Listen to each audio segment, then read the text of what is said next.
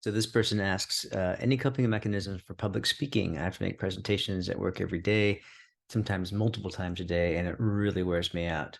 I've gotten a little bit better because I know what I'm talking about. It's just dealing with a crowd of people, listening to every word coming out of my mouth that really bothers me.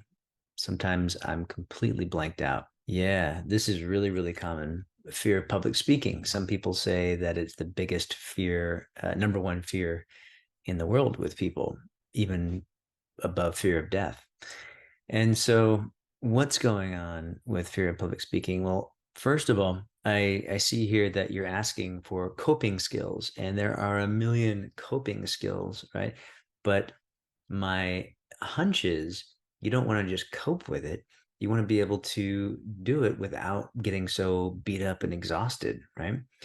It's very mentally tasking to try to deal with all of the anxious thinking that's going on in our minds when we're attempting to do something like public speaking.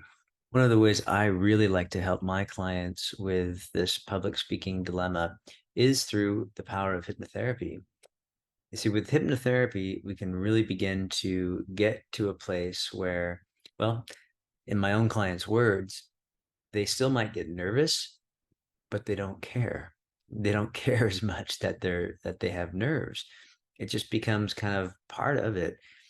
But without all of the self-judgment and the self-loathing and the trying to control the nerves, that's what gets us exhausted. It's not the public speaking, it's trying to wrestle with all of the nerves. You see, once we allow those feelings to move through us and we don't put so much importance on them, they just become less of a deal. They become less important. And when they're not important, we don't have to think about it. We don't have to fight it. We don't have to try to figure it out. We don't have to cope. Without all of that extracurricular activity, we're free to just be in the moment and do what we're supposed to do in that moment, which in this case is give a presentation. You see, the way I help my clients with hypnotherapy, it's not about knocking you out and putting you into a drooling trance. It's really taking a look at what is the habitual thinking? Where are the mental and psychological paradoxes that are keeping us sort of on this hamster wheel of thought? When we slow down and take a look at this, this is where aha moments come in. This is where new insight and fresh new thinking come in.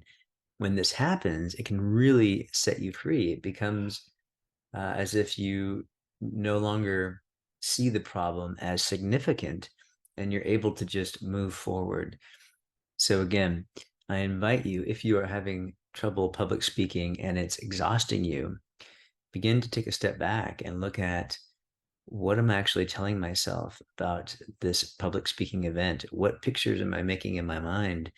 How am I wrestling with this?